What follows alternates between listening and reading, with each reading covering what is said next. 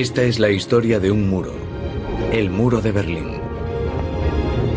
Es la historia de su construcción, de los métodos que una dictadura usó para mantener a sus ciudadanos atrapados dentro de una especie de cárcel. Es una historia llena de fugas, ingenio, valor y osadía, de lo que la gente llega a hacer para conseguir la libertad. Y es la historia de un símbolo profundo, la puerta occidental de la Guerra Fría.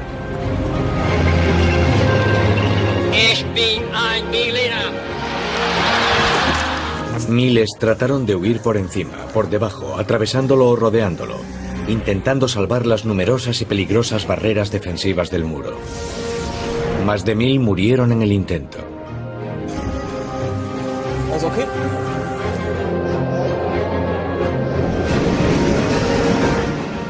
Mr. Gorbachev, tear down this wall.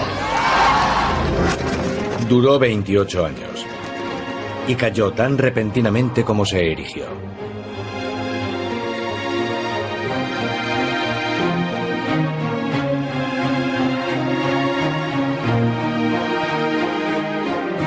La caída del muro de Berlín. 1945.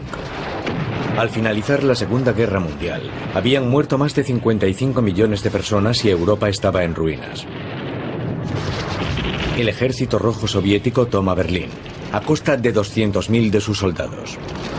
Stalin quiere quedarse con la capital alemana como botín de guerra, pero una vez despejados los escombros, ladrillo a ladrillo, los rusos tienen que compartir Berlín con los aliados occidentales. Eso acabaría teniendo consecuencias desastrosas. La capital alemana y el país acabarán controlados conjuntamente por los 4 aliados vencedores, en 4 sectores divididos.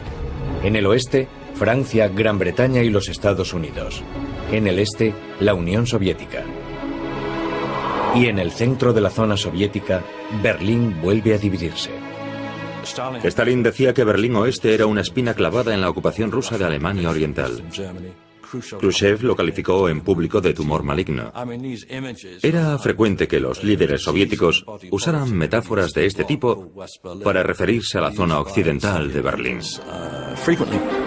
En 1948, Stalin bloquea las rutas terrestres hacia Berlín Oeste para forzar la marcha de los aliados occidentales. El puente aéreo americano y británico abastece Berlín Occidental durante 9 meses hasta que Stalin se rinde. Desde 1949 hay 2 estados alemanes. Muy rápidamente ambas Alemanias, pero sobre todo Berlín, pasan a ser motivo de enfrentamiento. Durante 40 años Berlín fue motivo de disputas, no solo entre 2 sistemas ideológicos, sino entre 2 núcleos de poder que deseaban controlar Europa. Alemania Oriental, la RDA, con Berlín Oeste situado en medio. La única frontera aún abierta está en Berlín. Entre 1949 y 1960, hasta 3 millones de alemanes abandonan el este comunista y van al oeste vía Berlín Occidental.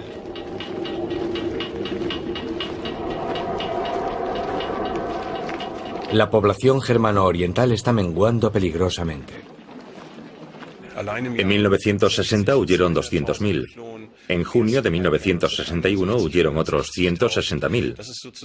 El país se estaba quedando sin capital humano. La débil economía de Alemania Oriental necesitaba desesperadamente su contingente laboral. Los comunistas temían que la economía se hundiese. Estaba claro que era urgente hacer algo que resolviese el problema de Berlín Oeste.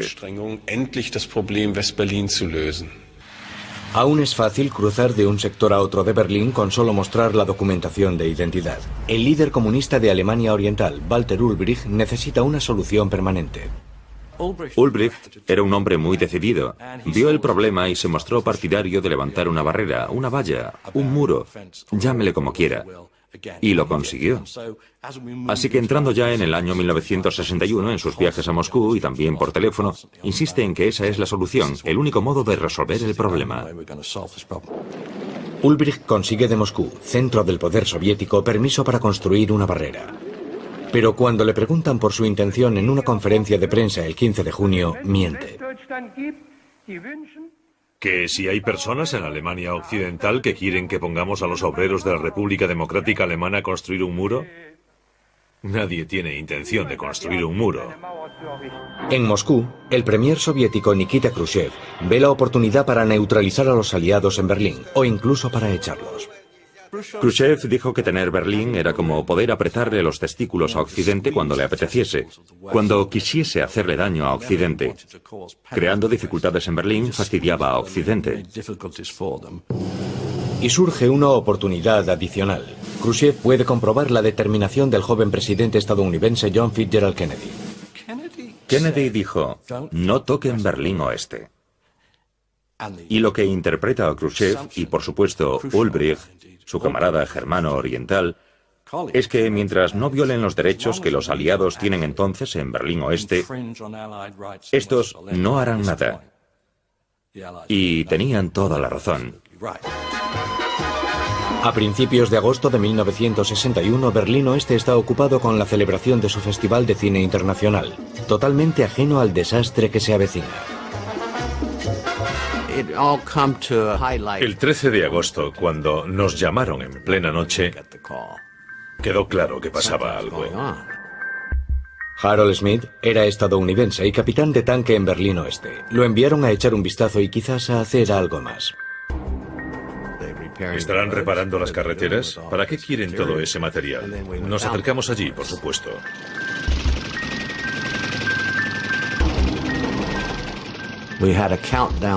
La cuenta atrás estaba en marcha y teníamos orden de derribar aquel muro con los tanques. Pero un minuto antes de hacerlo sonó el teléfono. Era el presidente Kennedy.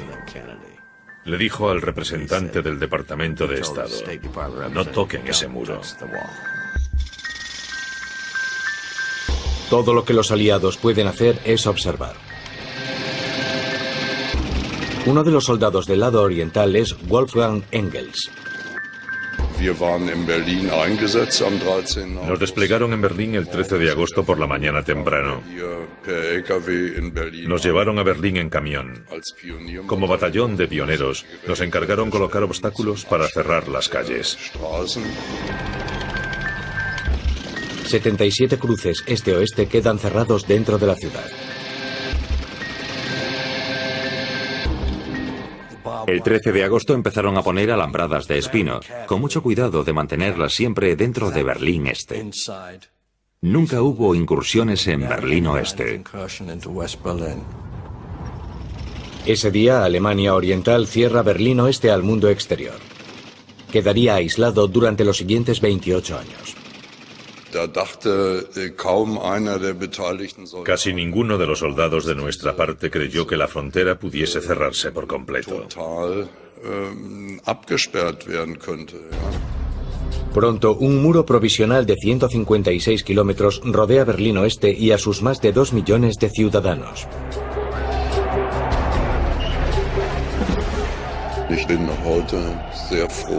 Al recordar aquello, me alegro de que no hubiese violencia ni disparos. Los aliados occidentales permiten que ocurra.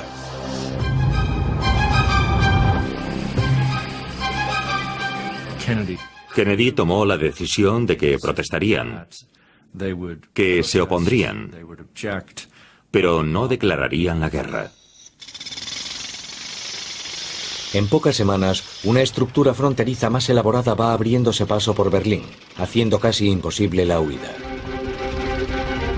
Torres de vigilancia, un muro de casi 2 metros de altura coronado con alambre de espino, obstáculos de hormigón para detener a los vehículos, una valla trasera y entre ambos una franja fronteriza, un área despejada para disparar. Después empieza la guerra propagandística. Compatriotas alemanes que vestís el uniforme de la Policía Popular, estáis aquí día y noche guardando las barreras de ladrillo. No sois estúpidos, sabéis desde hace mucho que las medidas de Ulbricht dañan la paz mundial. Miles de amigos y familias quedan separados. Los berlineses están desesperados. Pero en Estados Unidos están menos preocupados. A Kennedy no le disgustaba que hiciesen el muro. Aquello diluyó a la crisis. Kennedy dijo, salvamos Berlín Oeste. Por tanto, para ellos lo importante no era que las dos partes de Berlín quedasen separadas, sino que los aliados se habían mantenido firmes. Habían evitado consecuencias mayores. El 15 de agosto de 1961, Konrad Schumann aprovecha su oportunidad. Es el primer policía fronterizo que escapa a Berlín Oeste. Las imágenes de su salto hacia la libertad recorren el mundo.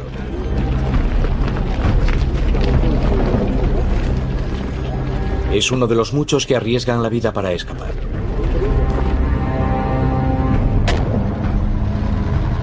Alemania Oriental procede a sellar parques, puentes, casas, tejados y alcantarillas.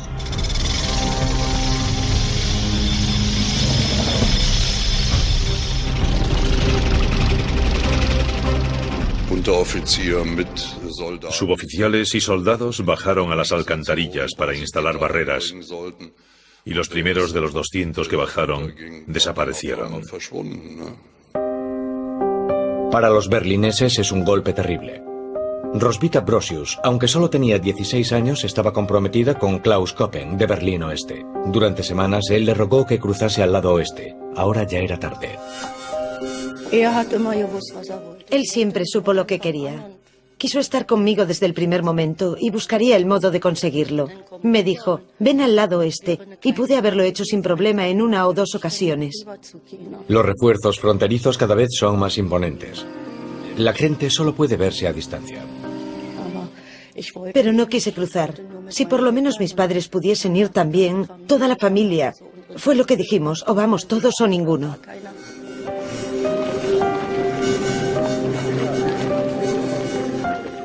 Fue una desilusión, pero nadie sabía cómo acabaría la cosa, qué iba a pasar. Nadie imaginaba que la frontera iba a ser tan enorme. Pero Klaus ya estaba ideando un plan para rescatar a Roswitha. Solo esperaba el momento idóneo. Y no sería nada fácil.